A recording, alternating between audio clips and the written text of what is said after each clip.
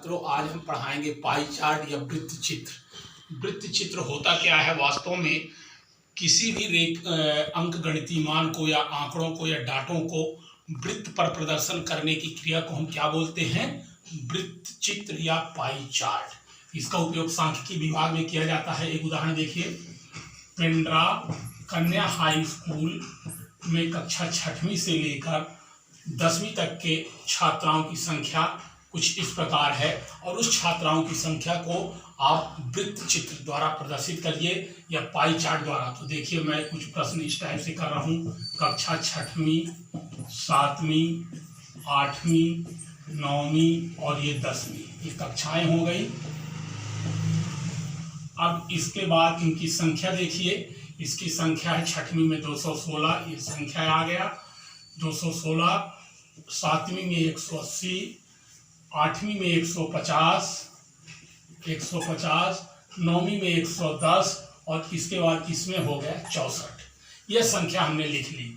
कितना फिर से सुनिए, 6वीं में 216, 7वीं में 180, 8वीं में 150, 9वीं में 110 और 10वीं में 64 छात्र। तो अब हम इन कुल को जोड़ें, कुल छात्र संख्या या कुल छात्राएं हो गई 720। देखिए कैसे जोड़ेंगे, 6 और 4 10 की शून्य हाशिया 1, 7 1 8 8 5 13 8 21 1 22 की 2 हाशिया 2, 3 1 4 1 5 1 6 1 7 हो गए। ठीक है, तो इस तरह हमारे पास से 720 संख्याएं आ गई। अब हमको देखना है कि केंद्र पर बना कोण, वृत्त के केंद्र पर कितने अंश का कोण बनता है? वृत्त के केंद्र पर बना कोण 360 अंश का होता है। कितना होता है? 360। कुल छात्राएं हैं 720। तो अब प्रश्न हमारा ये उठता है कि 216 छात्राओं द्वारा कितने अंश का कोण बनेगा? 180 छात्राओं द्वारा कितने अंश का कोण बनेगा? ये कक्षा 6वीं, 7वीं, 8वीं की दर्ज संख्या है, माने टोटल संख्या है। तो देखिए, केंद्र पर बना कोण 720 छात्राओं द्वारा कितना बनेगा? तो 720 में यदि हम 360 का भाग दे दें, क्योंकि केंद्र पर कुल कितना अंश का कोण बनता है? 360, तो इसको भाग देने पर आया 1/2, अर्थात एक छात्र द्वारा या एक छात्रा द्वारा कितने अंश का कोण बनता है? 1/2। अब इसके बाद हम निकालते हैं कि कक्षा 6वीं में कितने अंश का कोण बनेगा। देखिए, यहीं पर हम सारणी भी बना ले रहे हैं, ऐसे ही फिर बाद में वृत्त चित्र बना लेंगे। तो 216, कक्षा 6वीं में कितना है? 216। तो 216 स्टूडेंट के द्वारा कितना बनेगा? 1/2 का गुणा कर दें तो ये कट के कितना आ जाएगा? 108 अंश। तो 108 अंश का कोण आ गया। फिर आया 180 के द्वारा कितना बढ़ेगा? 7वीं के द्वारा, तो 7वीं में 180 बच्चे हैं, 1/2 का गुणा कर दिए, ये आ गया 90। तो ये हो गया 90 अंश। ये क्यों आ रहा है? क्योंकि एक छात्रा के द्वारा या एक स्टूडेंट के द्वारा बना केंद्र पर कोण कितना है? 1/2, और ये टोटल संख्या हमारी, इसमें 1/2 का गुणा कर दिए।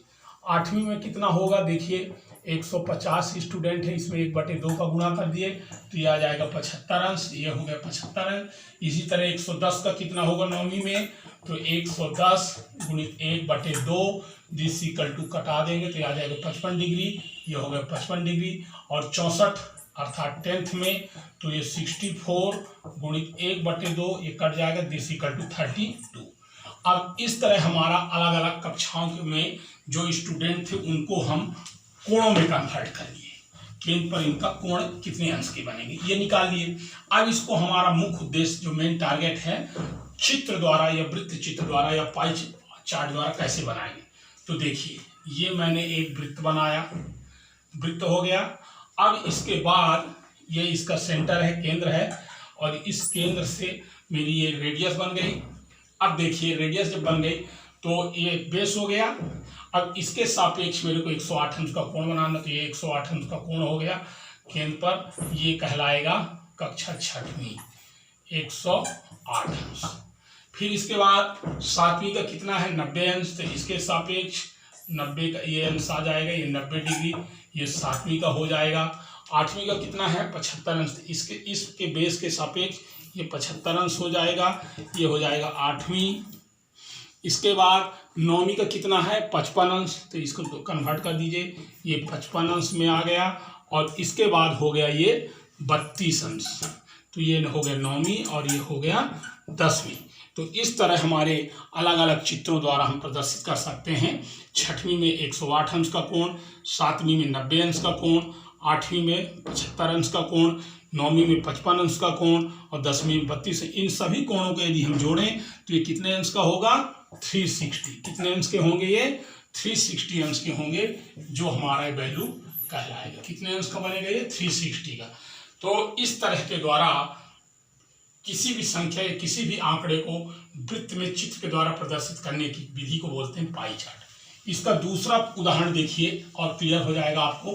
दूसरा उदाहरण से, यदि मान लो किसी किसान के यहाँ वर्ष 2020 में फसल का उत्पादन 720 क्विंटल होता है, कुल फसल। अब उसमें विभिन्न प्रकार की वो फसल बोता है, धान बोता है, गेहूं बोता है, उड़द बोता है, मूंग बोता है, सरसों बोता है। तो इनकी अलग अलग संख्या निकालिए। ठीक इसके उल्टा प्रश्न है। इस प्रश्न में आपके सामने क्या दे रखा है? चित्र दे रखा है। ये चित्र बना हुआ है, पाई चार्ट। ये इसकी बेस है। ये अब इसमें क्या लिखा हुआ है? पहले धान का गेहूं का उत्पादन है 135 अंश, ये हो गया गेहूं।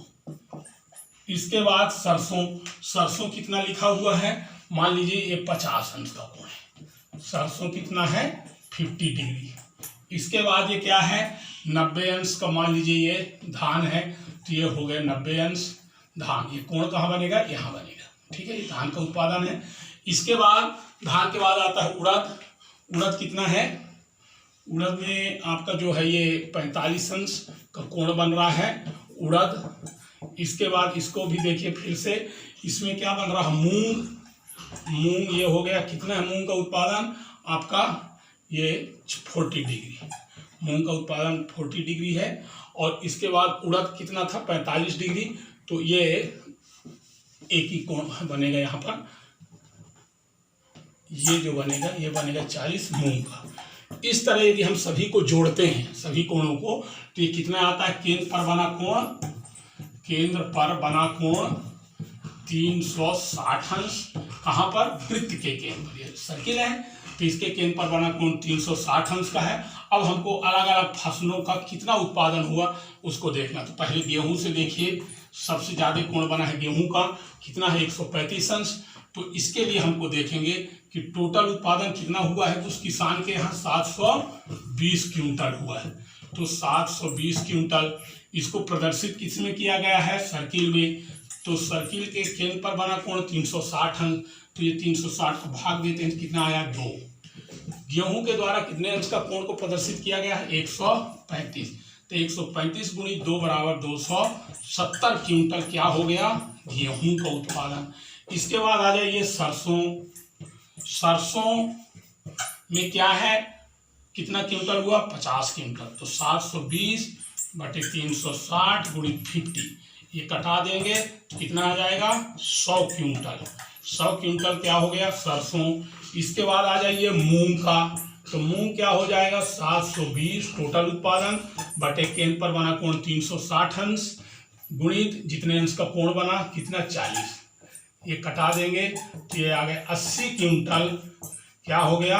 मूंग का उत्पादन। इसके बाद उड़द का देखिए, उड़द का कितना है? 45 डिग्री है। तो 720 क्विंटल बटे 360 गुणित 45 काट देंगे, कितना आ जाएगा? 90 क्विंटल जो हुआ क्या हो गया? उड़द हो गया। लास्ट में आता है धान को। देखिए धान का कैलकुलेशन कैसे करेंगे। धान का भी इसी तरह करेंगे जैसे अभी किए।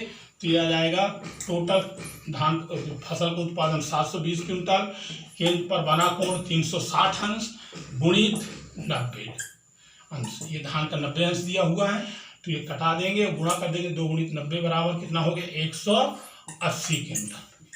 तो इस तरह अलग अलग फसलों का उत्पादन हुआ। यदि हम फिर से इसको जोड़ें चेकिंग करने के लिए कि 270 क्विंटल, 100 क्विंटल, 90 क्विंटल, 80 क्विंटल और 180 क्विंटल, तो हम देखेंगे कि पुनः हमारा टोटल उत्पादन 720 क्विंटल हो जाता है, जिसको हम क्या किए हैं?